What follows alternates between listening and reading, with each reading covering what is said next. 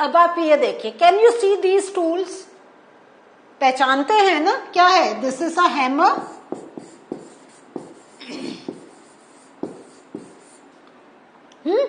ये हमारा प्लायर आ गया, और ये भी हमारा रिंच होता है जिससे भी हमें कुछ टाइट करना होता है, और ये इलेक्ट्रिशियंस बहुत यूज करते हैं। सो ये डिफरेंट टाइप के हमारे टूल्स हैं। लेकिन why I am showing you these tools? कुछ समझ में आ रहा है? चलिए, without any suspense I am moving further. ये जो टूल है आप क्या देख रहे हैं? अगर if I take the example of hammer, हथौड़ी, हाँ ये है हथौड़ी। इसमें क्या देख रहे हैं? ये जो पार्ट है this is made by iron, और ये जो होता है ये हमारा वुड का होता है। अगेन अगर हम इसका लें, this is made of iron, लेकिन ये जो पार्ट है this is made up of plastic. ये हम देख रहे हैं प्लाई, ये क्या है? पूरा स्टील का बना है। बट यहां पे देख रहे हैं ये पूरी एक लंबी रॉड है, but here you can see इसमें शेप में डिफरेंस आ गया है। तो ये क्या हो गया कि we are using a thing but we are making some changes with these things so that it can do our work as per our requirement. We can give the shape to these things. तो जैसे हथौड़ी में हमें क्या handle चाहिए, अगर हम क्या है, अगर धूप में हम लोहे की चीज को पकड़ के क्या हम कुछ हैमर कर सकते हैं? हम उसे ठोक सकते हैं? नहीं, कि इसलिए वी नीड अ वुड, क्योंकि वुड इतनी गर्म नहीं होती है and easily we can do our work. और यहाँ पे तो हमें प्रेशर डालने के लिए कोई हैवी थिंग चाहिए। But if I take the example of this, तो हाउ कैन यू थिंक कैसे इसमें we can fix this wood? ये जो फिक्सचर है ये कैसे हुआ है? How does it happen? How have we make this attachment? तो इसको यहाँ पे आप देखें, अभी डिटेल में भी आई विल एक्सप्लेन यू। यहाँ पे आप देख रहे हैं this part is of iron और steel and this is would.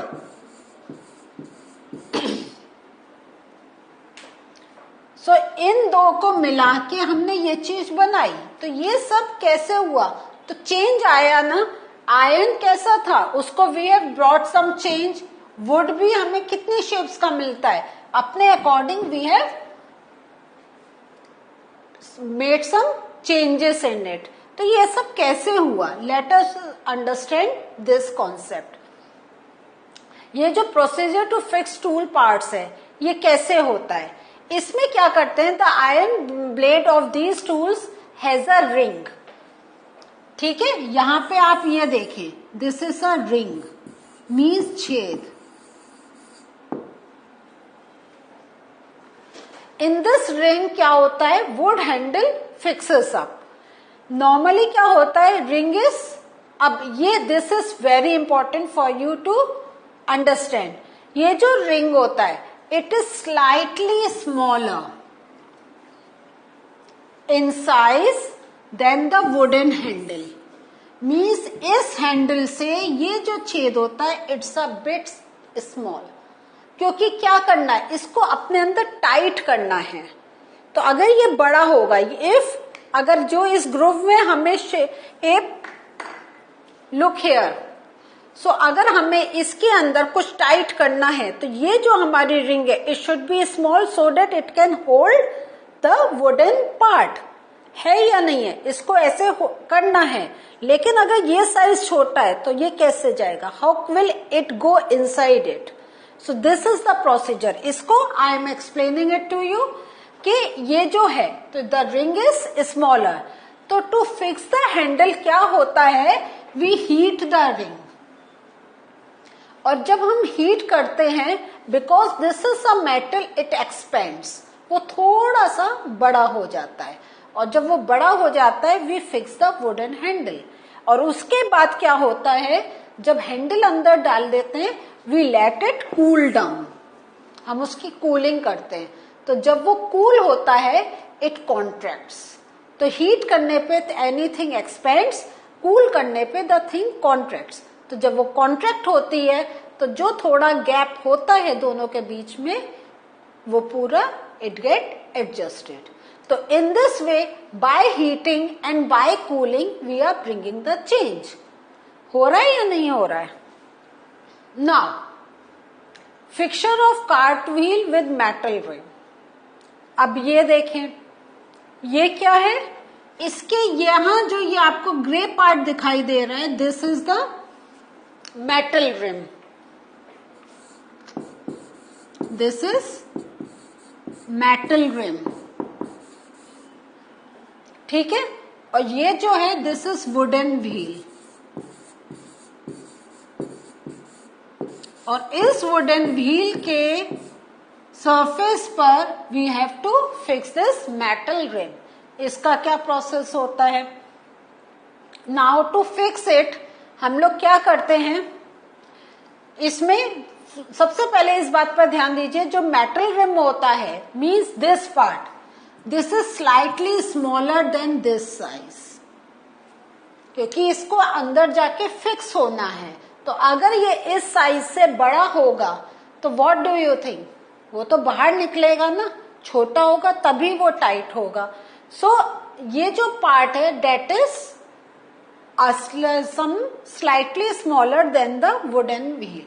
Now अब आपको आइडिया आ गया ना, तो हम क्या करेंगे, first we will heat the metal and so that it expands, और इसको हम क्या करते हैं एक्सपेंड करके इसके चारों तरफ फिक्स कर देते हैं, उसको डाल देते हैं।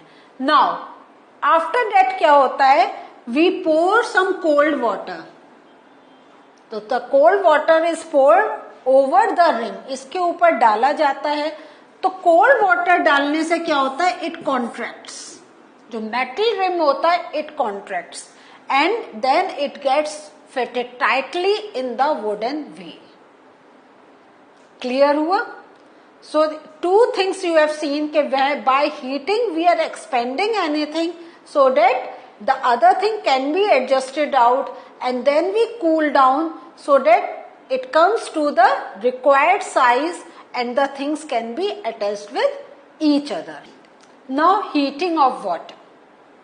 अब इसमें क्या हम चेंज देख रहे हैं, let us study that कि when we heat water क्या होता है। सबसे पहले इट स्टार्ट्स बॉइलिंग, उबलने लगता है। Boiling means उबलना।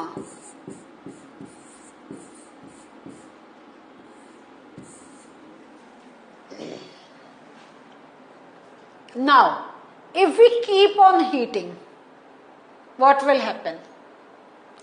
Further heating the quantity of water is reduced, तो quantity of water is reduce, पानी कम होने लग जाता है। सपोज आपने 2 कप पानी चढ़ाया टू मेक टी और आप भूल गए, थोड़ी देर बाद क्या होता है, आपका 1 कप पानी बचता है। या हम काढ़ा बनाते हैं तो क्या कहते हैं, इसको उबालो, इसको उबालो, so that the quantity get reduce, उसको इतना उबालो, इतना बॉईल करो कि 1/4 पानी रह जाए। तो उबालना, बॉईल करने का क्या मीनिंग है, if we keep on boiling क्या होता है, the quantity get reduce. Now ये जो क्वांटिटी रिड्यूस हो रही है, do you know why does the quantity of water is getting reduced if we keep on boiling? Because water is change to gaseous form, या हम कहेंगे liquid changes to gas form, या water changes to vapor, क्योंकि vapor is the gaseous form of water and water is the liquid part. तो it changes to vapor, और vapor बन के क्या हो गया, it is going in the atmosphere. तो water is changing to vapor, तो there is a change हुआ ना। अब water थोड़ी ना, वो vapor बन गया। Now अब if we further cool these vapors, क्या होगा? Again you can get back the water.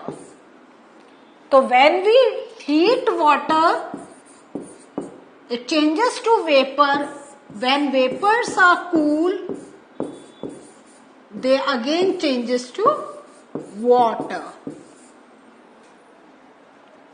ये एक एक्सपेरिमेंट आपने पहले भी पढ़ा है, समझा है कि हम क्या करते हैं. और if you want you can do this experiment at home also. You boil the water and put the plate.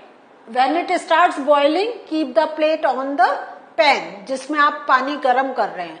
After some time take out that cover. क्या देखेंगे? वो जो प्लेट है उस पर from inside you can see small water droplets. तो vapour, water से vapour, vapour से वाटर अगेन. सो अब अगर if without covering we are boiling the water, तो हमारा ये जो चेंज हो रहा है दिस कैनॉट बी रिवर्स्ड. हाँ, अगर हमने कवर नहीं करा है, if we are not covered, तो it cannot be reversed. But if we are covering, this change can be reversed. देखा?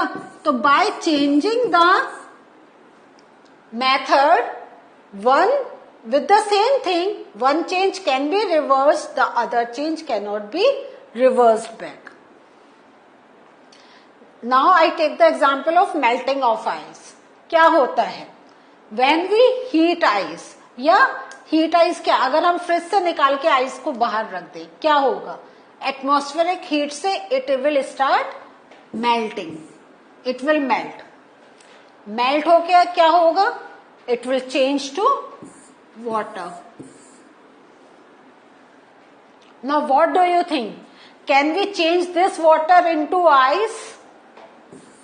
What do you think? Can we change this water into ice? हमने कैसे ice जमाई थी? By keeping the water at a low temperature. हाँ, fridge में रख दिया था. या हमारा हिल्स में water gate freeze down because the temperature is very low. So can we change this water into ice? Yes. तो if we want to categorize this change, तो can we say this change can be reversed? Is reversible? Yes, this change is reversible. तो एक word आपने और सीखा, reversible.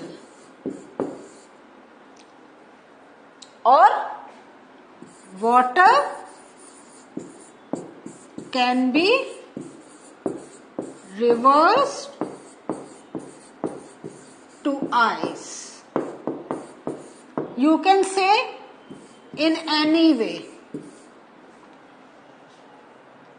Both language are absolutely correct. So now you get कि water, if we are not covering and boiling the water, तो क्या होगा? It will change to gaseous form, atmosphere में चला जाएगा. लेकिन by covering we can get back the water. और ऐसी on heating ice melts, it changes to water. And can we change this water to ice? Yes, we can change. So what did we learn today? Today we learned about the quality of water, we can say. Yeah, we have studied about some more changes जिसमें by different technique we can make it to be a reversible or irreversible reaction. In the next session, इसी का second part I will take, जिसमें we are going to discuss with some more experiments. But that I will take in the next session. Till then, take care. Bye.